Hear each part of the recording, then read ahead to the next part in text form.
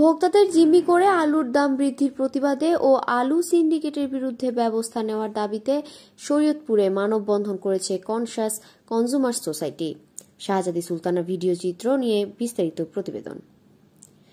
আলু সিন্ডিকেটের বিরুদ্ধে ব্যবস্থা নেওয়ার দাবিতে সোমবার 18 নভেম্বর সকালে জেলা প্রশাসকের কার্যালয়ের সামনে এই কর্মসূচি পালন করা হয়। সিসিএস জেলা শাখার সমন্বয়ক অ্যাডভোকেট মাসুদুর রহমানের সভাপতিত্বে মানববন্ধনে বক্তব্য রাখেন advocate Ruhul Amin, advocate Nuruzzaman Shipon, Saeed Mahmud, Mohammad Roman আকন্দ, আব্দুল মোতালেব সুমন, সুলতানা আক্তার প্রমুখ। মানববন্ধনে অ্যাডভোকেট মাসুদুর রহমান বলেন, কোল্ড স্টোরেজ মালিকরা ও ব্যবসায়ীরা সিন্ডিকেট তৈরি করে অস্বাভাবিক ও অযৌক্তিকভাবে আলুর মূল্য বাড়িয়ে দিয়েছে। তারা ভোক্তা সাধারণকে জিম্মি করে বেশি দরে বিক্রয় করছে।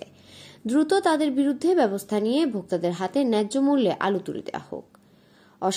অসাধু ব্যবসায়ীরা কোল্ড স্টোরেজ কেন্দ্রিক কূটকৌশলের মাধ্যমে আলুর বাজার নিয়ন্ত্রণ করে ভোক্তা সাধারণকে জিম্মি করে ফেলেছে। পরে মানববন্ধন শেষে দ্রুত আলুর দাম কমিয়ে ও আলু সিন্ডিকেটের বিরুদ্ধে ব্যবস্থা নিতে কোল্ড স্টোরেজ পর্যায়ে ভ্রাম্যমাণ আদালত পরিচালনা করার দাবি জানিয়ে জেলা প্রশাসকের বরাবরে একটি স্মারকলিপি প্রদান করেন সিসিএস জেলা শাখার নেতৃবৃন্দ।